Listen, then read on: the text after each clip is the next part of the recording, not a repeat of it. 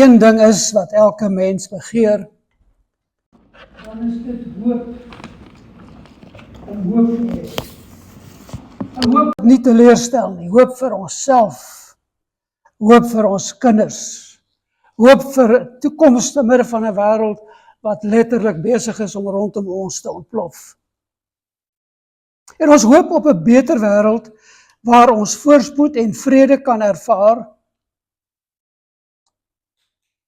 En gewoonlik is dit dan dit wat bykom sonder om enigiets daarvoor op te offer. Sonder om enigiets daarvoor op te offer. Dit moet maar net kom.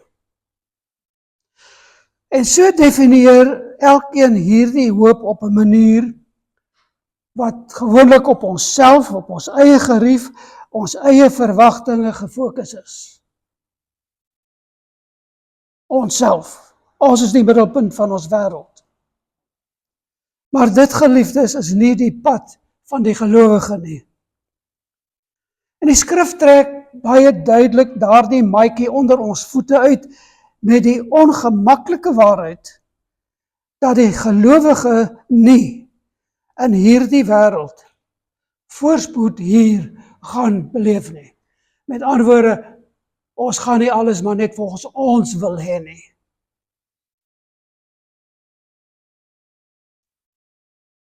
En hierdie ontstellende stelling vind ons in die woorde van ons Here Jesus Christus, toe in Johannes 16 vers 33 gesê het in die wêreld sal julle vervolging hê, verdrukking hê.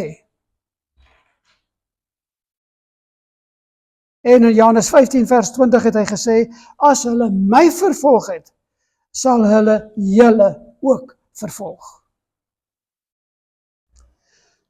So die apostels het dit dan ook beklemtoon dwars deur hulle prediking. In Handelinge 14 vers 22 het hulle dit beamoen toe hulle die Nuwe Testamentiese kerk gewaarsku het dat deur baie verdrukkinge in die koninkryk moet die kerk gaan, moet die gelowiges gaan.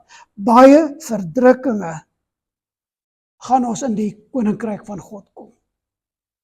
So ons moet verstaan, die gelowige gaan voortdurend tussen die wêreldse trekpleister wees en die koninkryk beginsels. Dit aan die een kant. En dan aan die ander kant sit hy dan ook nog met sy eie wil wat hy moet opgee, ten einde op die pad te bly wat die Here vir ons bepaal het. En Petrus herinner ons in 1 Petrus 4 vers 12, om nie verbaas te wees oor die vuurgloed van vervolging, asof iets vreemds met ons gaan gebeur nie. Hy sê, met ander woorde, as julle deur die wêreld vervolg word, of dit nou op 'n baie drastiese manier is, soos byvoorbeeld wat ons nou gedink het in Rwanda, en Nigerië, China, al daardie plekke, en wat moontlik vir ons hier in hierdie land te wagte is, nie noodwendig daardie dinge nie, maar ook die vervolging wat ons beleef, omdat ons met die wêreld een wil wees, en daardie trekpleister van die wêreld het. En dit is die werklikheid van die gelowige, dat die gelowige staan, sit, leef in hierdie situasie. In die evangelie van Lukas, in Lukas 21, het Jesus Christus dit breedvoerig verduidelik. Kom ons kyk na Lukas 21 vers 8, vanaf vers 8, gaan ek na enkele verse kyk, Lukas 21 vers 8. En hy antwoord, dis nou Jesus, pas op dat julle nie mislei word nie, want baie ander sal in my naam kom en sê, dit is ek, dis die redder, die tyd is naby, gaan dan nie agter hulle aan nie. En wanneer julle hoor van oorloë en opstande, moenie skrik nie, want die dinge moet eers plaasvind, maar dit is nie dadelik die einde nie. In vers 10 toe sê hy vir hulle, die een nasie sal teen die ander opstaan en die ene koninkryk teen die ander. En daar sal groot aardbewings op verskillende plekke wees, en hongersnode en pestsiektes. En daar sal verskriklike dinge en groot tekens van die hemel afkom. Nou, hiermee kan ons heeltemal identifiseer. So baie van hierdie dinge vind reeds plaas. Vers 12. Maar voor al hierdie dinge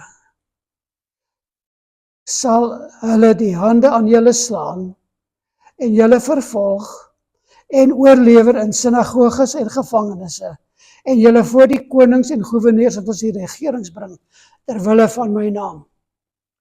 En daar is al groot dele in die kerk wêreldwyd waar dit gebeur. Maar kom ons by vers 13 wat dan so besonder is, dan sê hy, en dit sal vir julle uitloop op 'n getuienis. Julle sal geleentheid kry om oor my te getuig, sê Jesus. So wanneer dit gebeur, gaan hoe jy reageer, gaan getuig van die feit dat jy Jesus in is. En dan gaan hy verder, vers 14, en neem julle dan in julle harte voor, om nie vooraf oor julle verdediging te dink nie. Maar dan moenie nou sê, as ek nou aangekla word, as dit nou of dat gebeur, dan gaan dit my verweer wees. Ek gaan probeer om daar uit te kom nie. Nee. Ek sal aan julle woorde en wysheid gee, wat al julle teenstanders nie kan teespreek of weerstaan nie.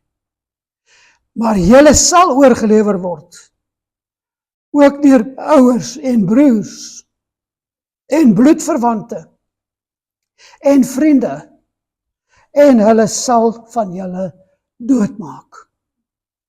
En julle sal gehaat wees deur almal terwille van my naam.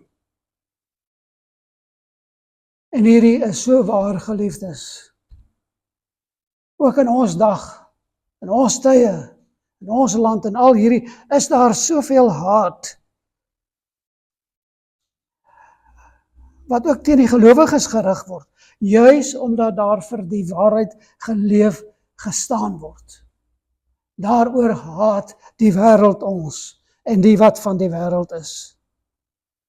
Maar dan gaan Jesus voort om hulle van sy beskerming te verseker, en die situasie rondom die eindtye te beskryf.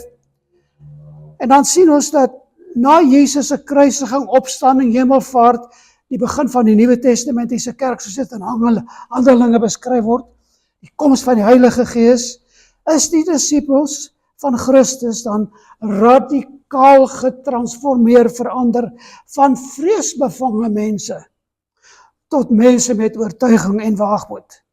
En dit sien ons in die geskiedenis van die kerk. Hoe Stefanus, die eerste diaken, gesterf het, terwyl hy gestenig word. Hoe die apostels elkeen gesterf het. Al daardie geloofshelde wat in Hebreërs 11 beskryf word. En dan sien ons in Hebreërs 11 vers 37 'n opsomming van 'n hele hoofstuk. Gelowiges is met klippe doodgegooi, in stukke gesaag, met die swaard vermoor. Hulle het rondgeswerf in skaapvelle en in bokvelle. Hulle het gebrek gelei, is verdruk en mishandel. Die wêreld was hulle nie werd nie. Hulle het rondgeswerf in woestyne en op berge en het in grotte en gate in die grond gelewe. Dit is hoe oortuig die Nuwe Testamentiese kerk van die waarheid oor Jesus Christus was. Daardie waarheid waarop die kerk gebou is. En let wel, hier word na Ou Testament en Nuwe Testamentiese gelowiges verwys. Die Ou Testamentiese gelowiges wat vooruit in die koms van die Messias geglo het. En die Nuwe Testamentiese gelowiges wat kon staan op grond wat Christus gedoen het en wat hulle goed geweet het. Maar albei was vertroud met die God gestuurde Messias en wat hy verrig het.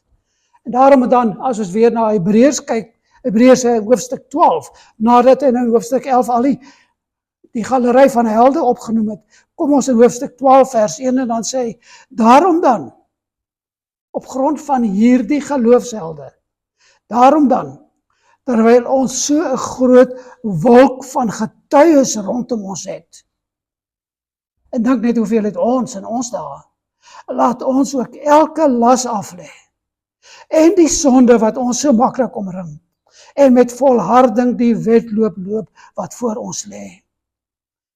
In vers 2 dan die sleutel, die oog gefestig op Jesus, die leidsman en volleinder van die geloof. wat vir die vreugde wat hom voorgehou is, die kruis verdra het, die skande verag het, en aan die regterhand van die troon van God gaan sit het. Maar wat sê die skrywer van Hebreërs? Kyk na almal wat voor jou gegaan het in die geloof. Kyk na die Nuwe Testamentiese kerk, hoe hulle begin het, hoe hulle vervolg is. Dink maar net hoe die kerk uit Jerusalem verspreid is, omdat hulle op 'n groot skaal, op 'n ware groot skaal vervolg is deur die Romeinse ryk. En hulle is dwars deur die wêreld versprei, wat God dan gebruik het om ook die geloof, die Christelike geloof te versprei. Dit was waarlik die werklikheid van die eerste eeuse gelowiges. Dit was waar ten opsigte van die Nuwe Testamentiese gelowiges. En dit is die werklikheid waarin Paulus die gelowiges al vir 2 eeue lank herinner. 2000 jaar terug wat hy sy briewe geskryf het. Hoe gelowiges hierdie werklikheid van die Christelike lewe moet hanteer. Ook vandag, 2000 jaar later. En dit bring ons dan by ons teks in Romeine 5. Kom ons kyk nou daarna. Op die bulletin, maar of in die Bybels. Romeine 5 vers 1 tot 5. Omdat ons dan uit die geloof geregverdig is, het ons vrede by God deur ons Here Jesus Christus, deur wie ons ook deur die geloof die toegang verkry het tot hierdie genade waarin ons staan. En ons roem in die hoop op die heerlikheid van God. En nie alleen dit nie, maar ons roem ook in die verdrukkinge, omdat ons weet dat die verdrukking lydsaamheid bewerk. En die lydsaamheid beproefdheid, en die beproefdheid hoop, en die hoop beskaam nie, omdat die liefde van God in ons harte uitgestort is deur die Heilige Gees wat aan ons gegee is. So kyk mooi geliefdes, Paulus sê vir ons hoe dit moontlik is om te roem, te jubel, onthou die woord is eintlik jubel, om te jubel wanneer jy vir jou geloof swaar kry, wanneer jy vir jou geloof ly, wanneer dit vir jou moeilik is in hierdie lewe, omdat jy 'n Christen is. En hy leer ons om te roem, te jubel in die verdrukkinge, nie ondanks die verdrukkinge nie, maar in die verdrukkinge. Daar's 'n groot verskil, om in die verdrukkinge te roem. Nou hoe op aarde is dit moontlik om in die verdrukking te roem? En die antwoord vind ons dan juist dan in hierdie hoofstuk van Paulus, hoofstuk 5 van sy brief aan die Romeine, waar ons nou in hoofstuk 5 begin het met ander woorde. Maar ons het nou gesien net vinnig, voordat ons by hoofstuk 5 gekom het, het ons deur hoofstuk 1, 2 en 3 beweeg. Week vir week, tot waar ons nou 54 weke later staan. Ons het onsself in die donker doolhowe van die sonde bevind. Daar waar elke mens sonder Christus hom bevind, soos Paulus dit so duidelik beskryf. Maar ons het gesien, kom ons by hoofstuk 3, daar kom die wonderlike boodskap, daar kom die verskriklike boodskap. Romeine 3 vers 10, daar is niemand regverdig, selfs nie ene nie. Wil sê, as ons voor God se wet staan, is niemand regverdig nie. Vers 23 ook van hoofstuk 3, want almal het gesondig, en dit ontbreek hulle aan die heerlikheid van God. Weereens, voor God is daar niemand geregverdig uit homself nie. So ons was almal in daardie dodesel. Almal skuldig, almal sonder 'n verweer. En toe word ons na die hofsaal van die heilige regter geneem, om daar voor hom te staan.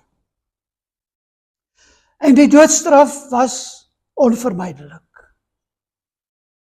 Die doodstraf onvermydelik. Die bewyse teen ons was oorweldigend. En as die regter ons dan net daar en dan tereggestel het, sou hy volkome regverdig gewees het. Ons het dit verdien en ons verdien dit. En as ons dan doodgemaak word deur hom, as hy ons ter dood veroordeel en die vonnis voltrek, dan is dit 'n absolute geregverdigheid. Maar dan gebeur die wonderwerk van Romeine 3 en 4. Die laaste deel van 3 en wat oorgaan na 4. Ons advokaat, ons middelaar, stap die hofsaal binne. En hy pleit vir genade by die regter. Nie op grond van ons werke nie, want ons het niks gehad nie. En ons middelaar het gesê, ek het hulle straf op my geneem. Ek het in hulle plek gesterf, reken hulle sondes aan my toe. En dit is presies wat die regverdige regter gedoen het. Dit is wat Paulus in Romeine 3 vers 24 en 25 beskryf. En hulle word deur sy genade sonder verdienste, geregverdig deur die verlossing wat in Jesus Christus is. Hom het God voorgestel as die versoening deur die geloof in sy bloed, en wat sy bloed vir ons verwerf het. En daarmee is ons skuld gedelg. Dit is die werklikheid van die gelowige. Ons skuld is gedelg. En nou was ons vry. En ons lewensverloop is drasties verander. En ons stap uit die hofsaal uit, nie meer as 'n beskuldigde, maar as 'n bevryde. En ons dra nie meer die oranje pakkies van die gevangenes nie. Want ons middelaar, ons redder, het vir ons met sy geregtigheid bedek. Maar dan gebeur daar iets wat selfs groter is as die vryspraak wat na ons toe gekom het. Dan sit ons middelaar, ons advokaat, ons redder, sy hand om ons skouer en hy sê vir ons, kom saam met my na my huis, waar ons Vader is. Kom saam met my. En toe ons by die deur van sy woning instap, sien ons die regter voor ons, die heilige regter, maar nou, nie meer regter nie, ons Vader. En in sy hand is daar nie meer die hamer van veroordeling, waarmee hy die vonnis sou veroordeel nie. Sy arms is uitgestrek en hy sê, kom na my toe. Kom na my toe. Almal wat bemoeid en beswaard is, kom na my toe. En ek sal vir julle gee wat julle wil hê, die vrede, die hoop, wat julle so graag begeer.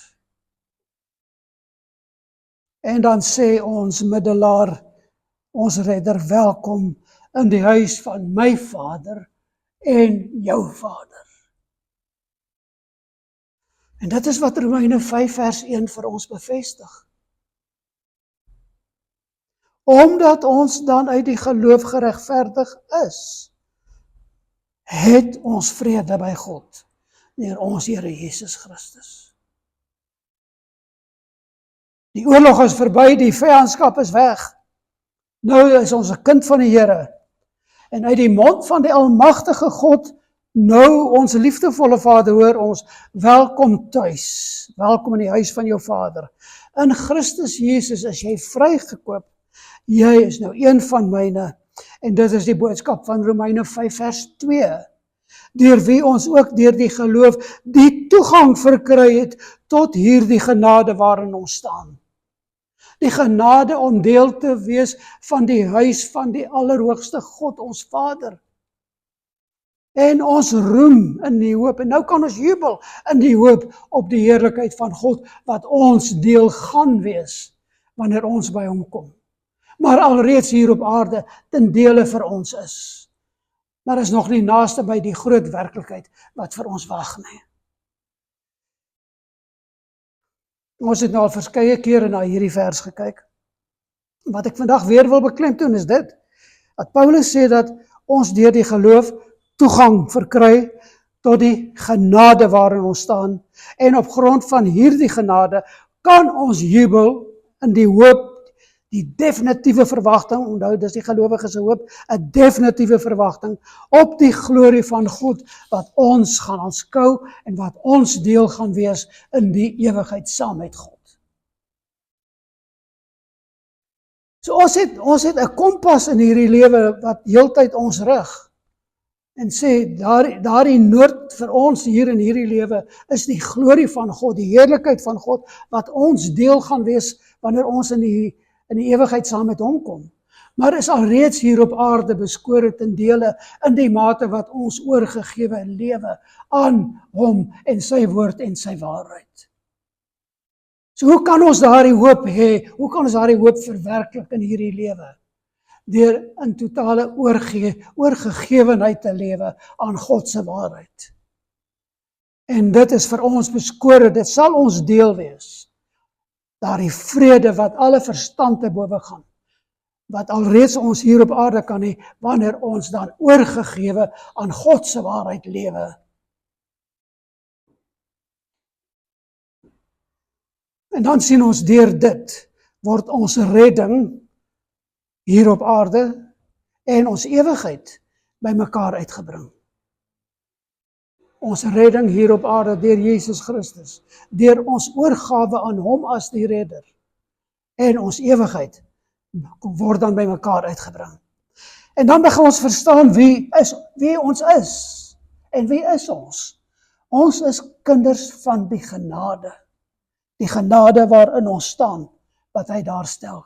Kinders van die genade. Dit is elke gelowige. Kinders van die genade. Ons verstaan nie net wie ons is nie, maar ons verstaan dan, en ons groei daarin, ons verstaan dan wie God is. En dis absoluut noodsaaklik. Ons moet weet wie ons is. Kinders van die genade. Maar ons moet ook weet wie God is. Die heilige, almagtige God, wat vir ons in die ewigheid in verwelkom. Daar kom die twee by mekaar uit. Maar ons moet verstaan wie ons is, en ons afhanklikheid van hom. En ons verstaan wie hy is, en dat hy sy vrede ook hier op aarde oor ons kan gebied, wanneer ons dan oorgegewe aan hom lewe. So op grond van ons veranderde stand voor God, wat nou ons Vader geword het, is dit nou ons strewe, dis die strewe van die gelowige, om as gelowiges te lewe en heiligmaking na te strewe. Dit is wat Petrus in 1 Petrus 1 vers 14 en 15 vir ons aanmoedig. As gehoorsame kinders, moet julle nie skik na die begeerlikhede wat tevore in julle onwetendheid bestaan het nie. Toe julle nog nie van Jesus geweet het nie, van redding geweet het nie, en wie God is nie. Maar soos hy wat julle geroep het, heilig is, sonder sonde, moet julle ook self heilig word in julle hele lewenswandel. In julle hele lewenswandel. Daar's niks daarvan uitgesluit nie. Daar's nie 'n stukkie wat jy kan hou en sê, maar ek bere hierdie vir my privaat oomblikke om wanneer ek nie meer so voel nie. Hy sê in julle hele totale lewenswandel. Charles Spurgeon het die volgende gesê: Holiness is the family likeness of the sons of God. The world will not read the Bible, but they will read you. They will not look at the doctrine of wat die kerk leer nie, but they will look at the life of every believer. If you are a child of God, prove it by your likeness to your Father. En dit is waar dit gaan, geliefdes. Dis die stryd waarin ons voortdurend is. En ons kan in elke faset, elke aspek, elke oomblik van ons lewe, is dit 'n keuse wat ons het. Of God se waarheid of die wêreld se waarheid. Of dat die Here sê in sy woord, hoe ons moet wees as enkele, as gemeente, as kerk. Of hoe die wêreld wil hê ons moet wees. En ons bring wêreldse standaarde in en sê dit of dat, en ons vat hierdie waarheid van God en ons vervlou dit en verdun dit, totdat dit geen smaak meer het, dat die wêreld enigstens daarvoor sal belus hê nie.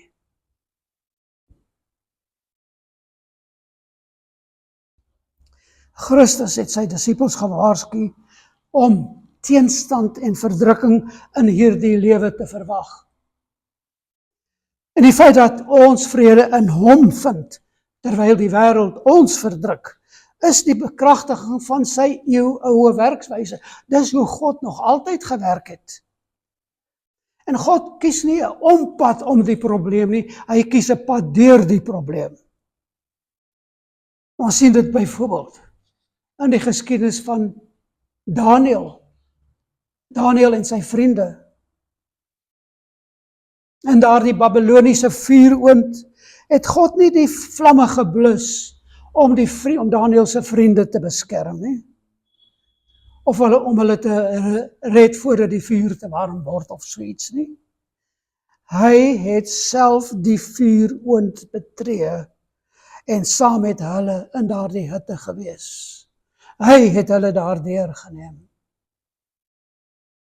En Daniël in die vuurkuil, in die leeukuil. God het nie daardie leeu verlam of hom laat slaap of enige so iets nie.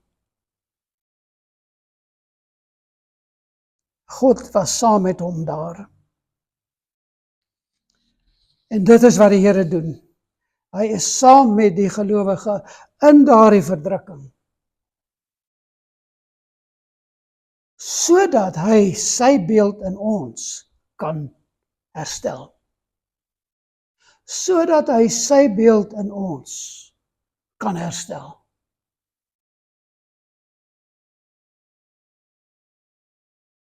Dit is presies wat Paulus in verse 3 tot 5 vir ons beskryf, van ons teks, Romeine 5, vers 3 tot 5. Dit is wat Paulus hier beskryf. En wat sê hy ook? Ek gaan weer die teks lees, wat vandag ter sake is. En nie alleen dit nie, maar ons roem ook in die verdrukkinge, omdat ons weet, dat die verdrukking lydsaamheid bewerk. En die lydsaamheid beproefdheid. Nou, lydsaamheid bewerk, lei tot beproefdheid. En beproefdheid lei tot hoop. En die hoop beskaam nie. Daardie ewige, waaragtige, onwankelbare verwagting wat ons het, sal ons nooit beskaam nie, omdat die liefde van God in ons harte uitgestort is deur die Heilige Gees wat aan ons gegee het. En nou sal ons daarna kyk, wat bedoel hy hiermee. So hierdie stellings wat Paulus hier maak, en daardie 1 in vers 3 in besonder, ons roem in die verdrukkinge. Kyk na daardie woord wat hy daar gebruik, roem. Dit is die woord kaugomai. Hy het dit alreeds in vers 2 gebruik en ons het alreeds daarna gekyk. Dit sê juig of jubel of roem. Roem oor die verdrukkinge. Juig of jubel of roem oor die verdrukkinge. En onthou, dis daardie Griekse woord thlipsis. En wat ek alreeds verduidelik het, dis om wanneer daar verskriklike groot drukking uitgeoefen word. En die voorbeelde wat ek vandag wil noem hier is, om byvoorbeeld olyfolie uit die olyfvrug te pers. Hy word onder soveel druk geplaas, dat die olyfolie uitkom. Of wanneer druiwe gepars word, sodat die sap kan uitkom, dat daar die produk gemaak kan word. Daar die verskriklike drukking, wat die gelowige in hom plaasvind, met hom plaasvind, sodat die vrug, dat die produk gelewer word wat God daarvan wil hê. So druk is nodig om God se produk, sy resultate verkry. Dit is die thlipsis. En sonder hierdie parsproses, sonder thlipsis, sonder verdrukking, is daar nie dit wat God wil hê nie. Die produk is nie daar nie. Daar's nie olyfolie nie. En daar's nie druiwesap nie. Of wat God ook al wil bewerk. En daar's nog ander voorbeelde wat ons na gaan kyk. Wat is dan die eindproduk? Wat is hierdie olyfolie wat God dan in ons lewens wil sien, as ons olywe sou gewees het? En Paulus sê, daardie produk is lydsaamheid. Lydsaamheid. Griekse woord, hupomonai. En dit beteken aktiewe volharding. Kom ons stel dit maklik, vasbyt. Wanneer gelowiges deur die parsproses gaan, deur daardie verdrukking gaan, dan leer hy om nie moed op te gee nie. En dit vat baie keer 'n paar prosesse, 'n paar kere, voordat hy begin om dit te leer, maar hy leer dit wel. En dan wanneer hy daardeur gaan, dan leer hy om nie moed op te gee nie. Om nie wanneer die wêreld teen jou kom, moed op te gee nie. Om nie wanneer die versoekinge na jou toe kom, nie moed op te gee nie. En dit is die woord lydsaamheid. Die vermoë om onder druk te bly staan. Dis soos 'n soldaat wat op sy plek bly, ten spyte van die aanslag van die vyand. En hy hardloop nie weg nie. En hy gee nie oor nie. God gebruik hierdie verdrukking om ons lydsaamheid te leer. En hierdie werkmetode van God word verskeie kere in die testamentiese, in die beide testamente genoem. Jesaja 48 vers 10 sê hy, kyk, ek het jou gelouter, maar nie so silwer nie. Ek het jou beproef in die smeltkroes van elende. 2 Korintiërs 12 vers 9, en hy het vir my gesê, my genade is my genoeg. Nou, moenie pleit dat ek het wegneem nie. Hou aan daarin, in daardie proses waar jy is, en dit wat besig is om met jou te gebeur, is my genade vir jou genoeg. Byt vas, Paulus, want my krag word in swakheid. Wanneer jy swak is en aan my oorgee, word my krag vervolmaak. Hebreërs 12 vers 1 weer, daarom dan, terwyl ons so groot klomp getuies rondom ons het, laat ons die laste aflê ensovoorts. En met hypomonie, lydsaamheid of volharding, die wedloop hardloop. Ons het die lydsaamheid nodig om hierdie wedloop te hardloop. En in Lukas 21 het Jesus sy disippels aangemoedig. En hier is weer een van die tekste wat vir ons tot ons dag moet spreek, maar ons wil dit nie hoor nie. Lukas 21 vers 16 sê, maar julle sal oorgelewer word, ook deur ouers en broers en bloedverwante en vriende, en hulle sal van julle doodmaak. Julle sal gehaat wees, maar geen haar van julle hoof sal ooit verlore gaan nie, deur julle volharding, daai hypomonie, daai lydsaamheid, moet julle lewe in besit kry. Nou, jy sal waarlik die lewe wat God vir jou beskore het hier op aarde, daai wonderlik geseënde lewe ten spyte van die omstandighede, verkry jy deur lydsaamheid.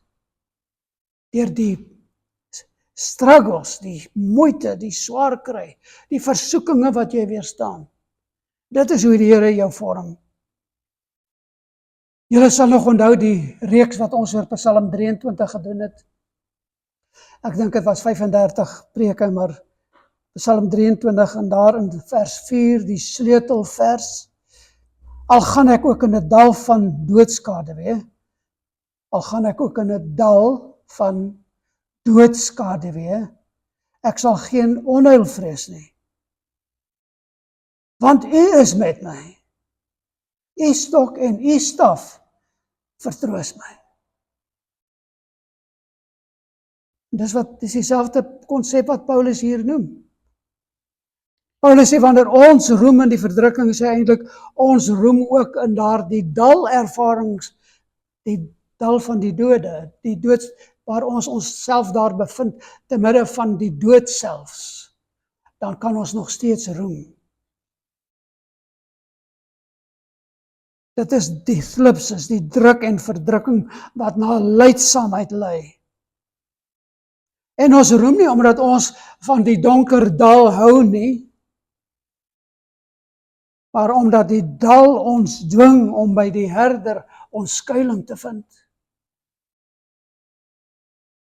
Die dal van die doodskade dwing ons om by ons herder ons skuiling te vind.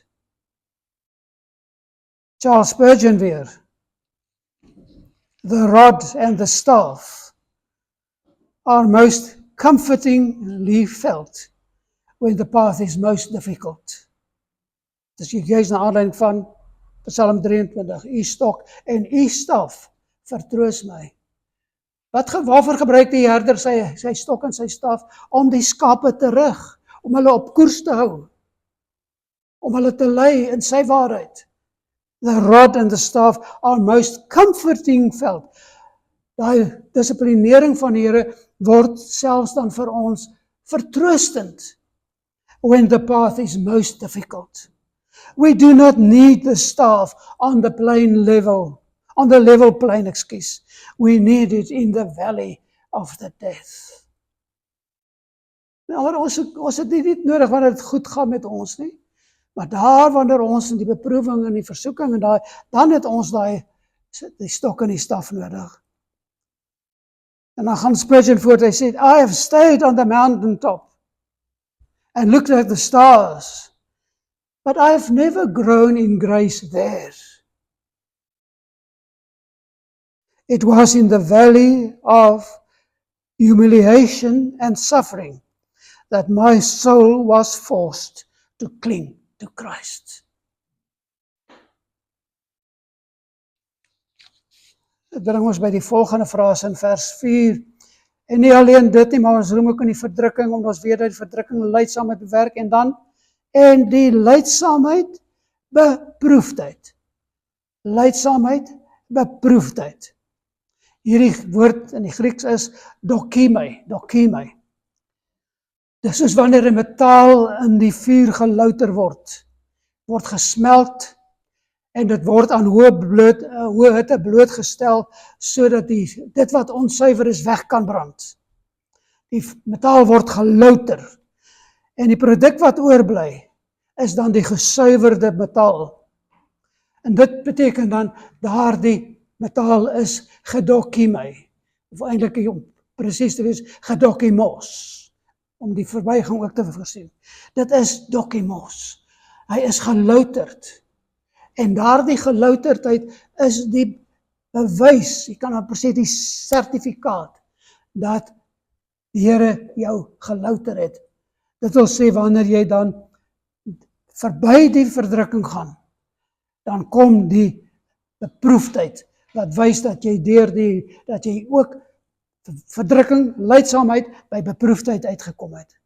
Maar nou is jy al in die fase waar die Here se beeld al hoe meer in jou gesien kan word. En dit is so waar, want die louteraar, die een wat, ons praat van die oudtydse proses, die Nuwe Testamentiese proses, die louteraar sit daar by die smeltkroes, die vuur, daar waar die metaal in die vuur gegooi word in die houer, en hy hou dit fyn dop, hy hou die hitte dop, en hy weet dat die proses voltooi is, wanneer al die onsuiverheid weggebrand is. En hy weet wanneer dit die geval is, wanneer hy sy gesig in die metaal kan sien. Wanneer hy sy gesig in die metaal kan sien, dan is al die onsuiverheid weg, en hy weet, nou is hierdie metaal dokimos. Dit is gelouter. Dan dra die gelowige, wanneer die gesig van ons verlosser en ons Heilige Vader in ons gesien kan word, op ons gesien kan word. Nou, as daardie dinge doen wat van verdrukking en lydsaamheid getuig, dan want dit lei tot die beproefdheid wat God met ons wil bereik, sodat ons sy beeld meer en meer kan uitdra aan die wêreld. Waar is daar 'n maklike, 'n goedkoop Christendom? Dit is nie in die wêreld nie. Of nee, dit is in die wêreld, maar is nie in die kerk nie.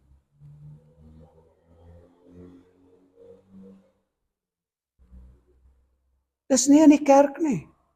Dit hoort nie in die kerk nie.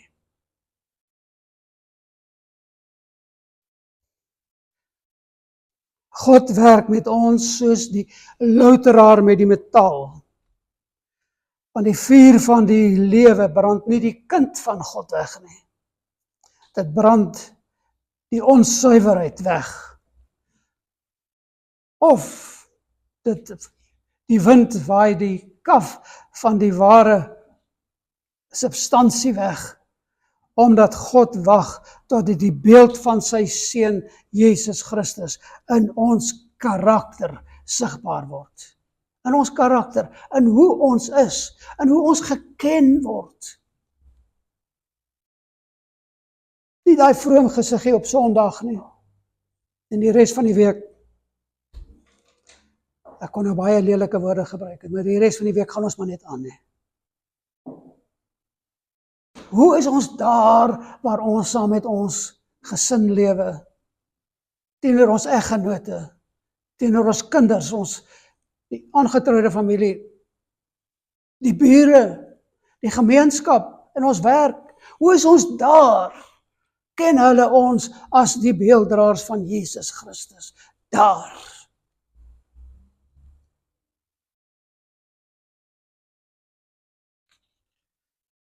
So sien ons dat dokimai, daai gelouterdheid is as het ware dan die sertifikaat van goedkeuring, die stempel van goedkeuring wat op ons geplaas word, omdat ons deur die vuur wat God vir ons voorgeskryf het, die hitte wat hy toegelaat het, gelouter is, totdat sy beeld in ons sigbaar was. Kom ons gaan aan met Romeine 5, kom ons by die tweede deel van vers 4, wat oorgaan na vers 5 toe, en die beproefdheid hoop. En dan onmiddellik, en die hoop beskaam nie. Daai word ek saam, wil sê, laaste deel van vers 4, en die eerste deel van vers 5. Nou, ons het reeds na hoop in vers 2 gekyk, daai Griekse woord elpis. En ek sê weer, is nie 'n onbekende, betwyfelende, krampagtige vashou aan iets nie, wat jy nou maar hoop iets gebeur nie. Maar 'n definitiewe verwagting, omdat die uitslag bekend is. Die uitslag is reeds gelewer.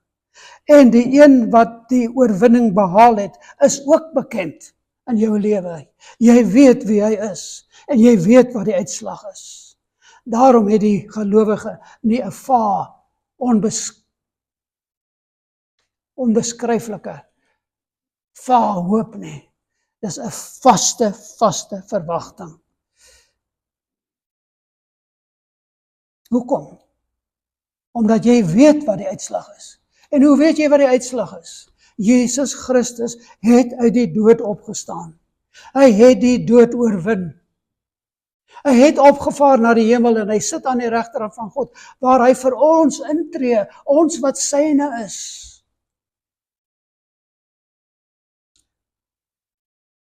Wat meer kan ons dan vra? Ons weet wat die uitslag is, dat ons op pad is soontoe. En ons ken die een wat vir ons wag, die een wat veroorsaak het, dat ons die verwagting kan hê, daai vaste hoop kan hê. En hy wag vir ons. Inteendeel, as ons dan na die woord kyk, hy gaan kom om ons te haal, as ons nie voor die tyd sterwe nie. Dis 'n vaste verwagting wat ons het.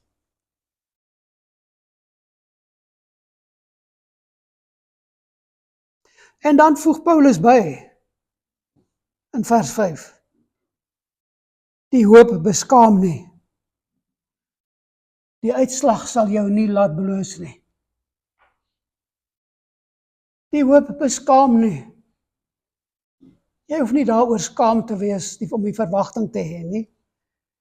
Want dis die Here, dis die allerhoogste God, wat vir jou hierdie waarborg. En hy het dit reeds gedoen in Christus. So die gevolg van hierdie dokimai proses, hierdie loutering waarin sodat die beeld van God gesien kan word in ons lewe, beteken ons hoop word versterk. En so word die sirkel voltooi. Die beproefdheid, die verdrukking lei tot die ewige hoop waarin ons staan. Die sirkel is voltooi. Ons het begin met die hoop in vers 2. En nou kom ons weer by die hoop in vers 4. Maar hierdie nuwe hoop is nou 'n ander kwaliteit, omdat ons deur ons verstaan gegroei het in wat die hoop is. En nou is dit nie teoreties of iets nie. Dit is die getoetste, sekere hoop van 'n veteraan, want ons het nou geleer wat dit is. En God gaan ons nog leer wat dit is. En daarom moet ons Jesus se woorde ernstig opneem, wanneer hy sê, hy gaan ons gaan getoets word. Ons gaan vervolg word. Ons gaan dit moeilik hê. Hy is besig om ons te louter. He is burning away the dross, daardie onsuiverheid wat in ons is, sodat ons, of totdat hy sy gesig in ons weerkaats kan sien.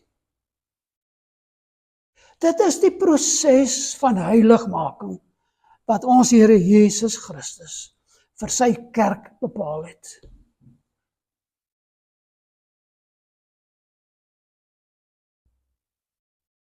En weet julle wat sê dit vir ons?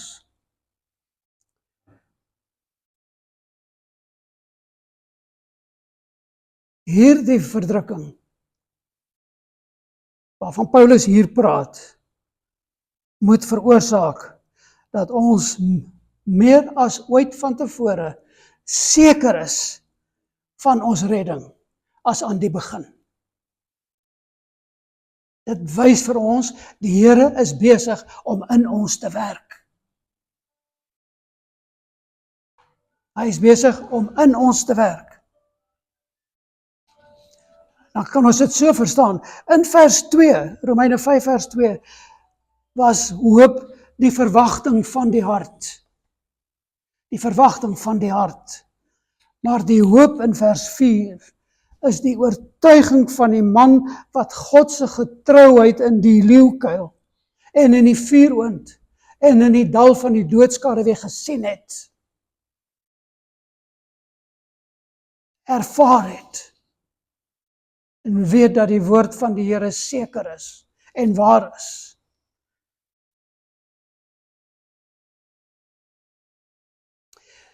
Ek wil, terwyl ek nou nader na die afsluiting beweeg, wil ek by hierdie een gedagte uitkom. As een besonderse voorbeeld van 'n gelowige, wat sekerlik een van die grootste verdrukkings ondervind het, wat enige gelowige hier op aarde kan ondervind. En ek verwys na Stefanus, die eerste diaken in die Nuwe Testamentiese kerk. En dan lees ons van Stefanus in Handelinge 7 vers 55 en 56. Kan eintlik maar tot 60 aangaan, ja. 7 vers 55. Maar Stefanus was vol van die Heilige Gees en het die oë na die hemel gehou, hy het na die hemel gekyk, en hy het die heerlikheid van God gesien, en Jesus wat staan aan die regterhand van God.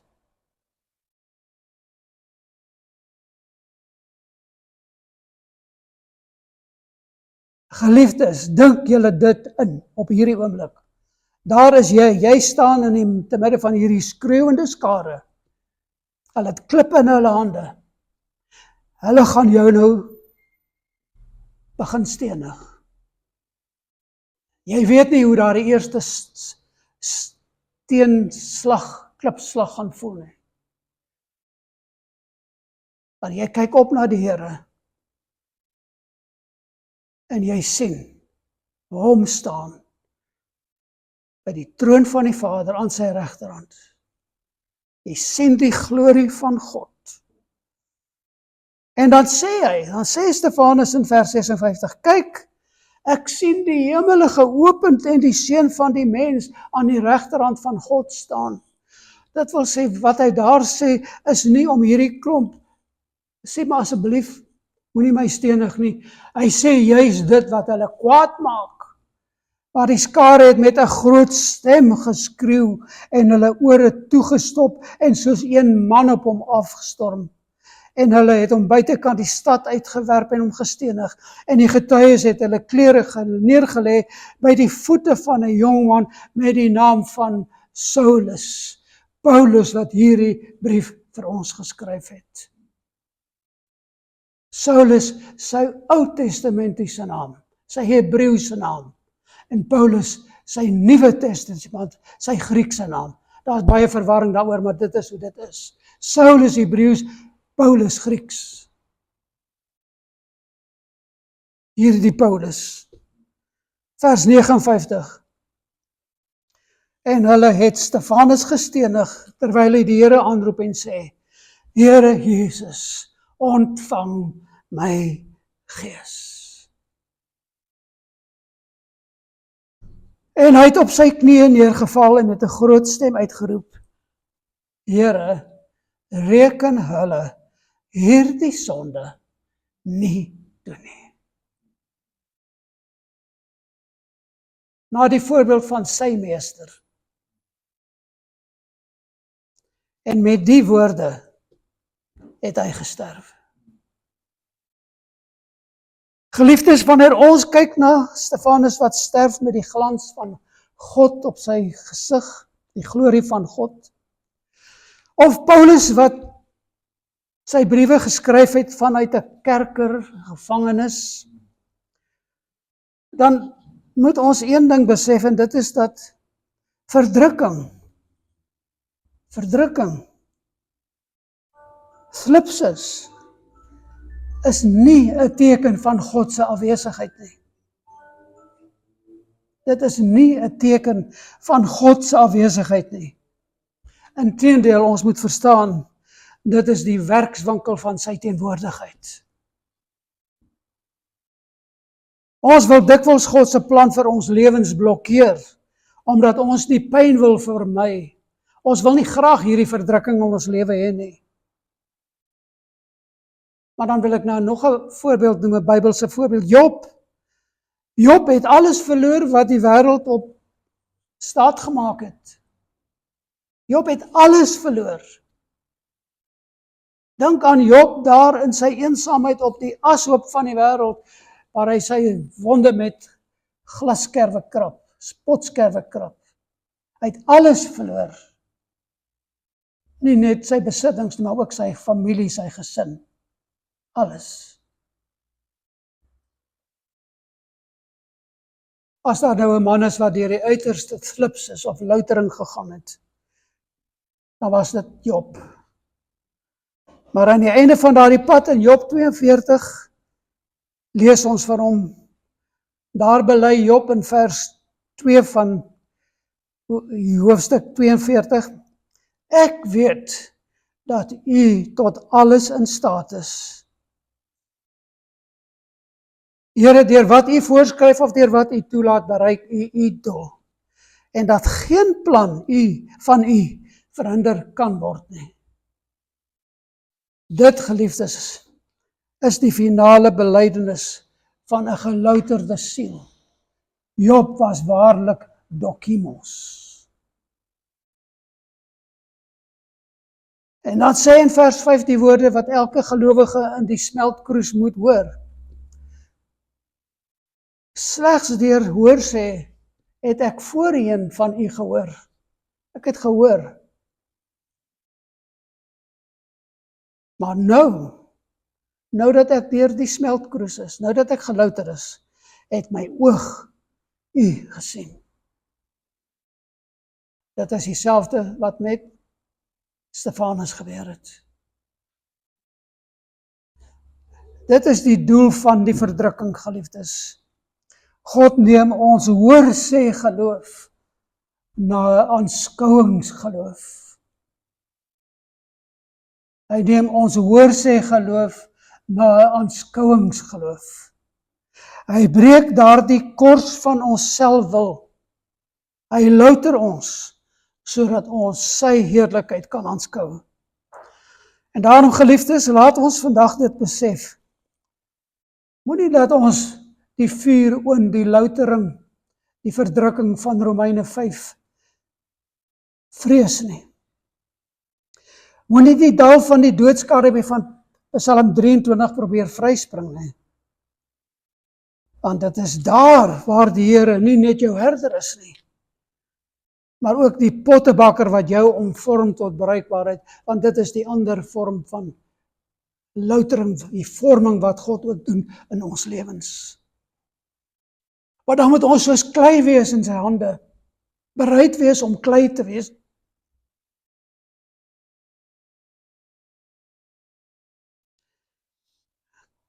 Kyk na daardie gedig wat dit so besonderlik saamvat op die tweede bladsy van die bulletin. En dit druk alles uit wat ek dink ons moet verstaan. Julle ken hom al, ek het hom al van tevore gebruik, maar kom ons kyk weer daarna. En hiermee gaan ek afsluit. When I stand at the judgment seat of Christ, and He shows me His plan for me, the plan of my life as it might have been, and I see how I blocked Him here and checked Him there, and would not yield my will. Will there be grief in my Saviour's eyes, grief though He loves me still? He would have me rich, but I stand there poor, stripped of all but His grace, while memory runs like a haunted thing down a path I can retrace. Then my desolate heart will well nigh break. With tears I cannot shed, I will cover my face with my empty hands.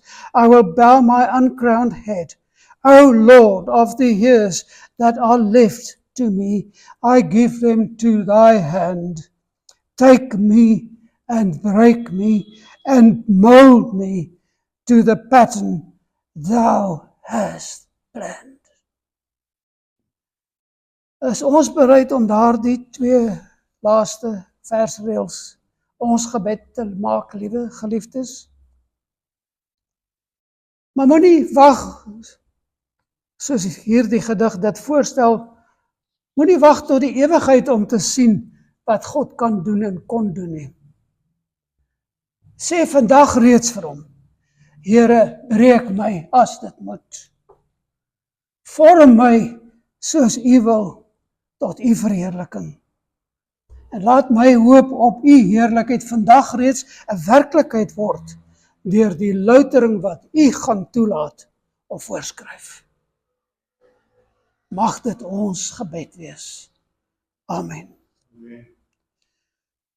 Here, ons het vandag gesien en stilgestaan, besef hoe dikwels ons eie wil en ons eie belange, ons selfsugtigheid in die pad van U goddelike plan staan. En dalk selfs gestaan het.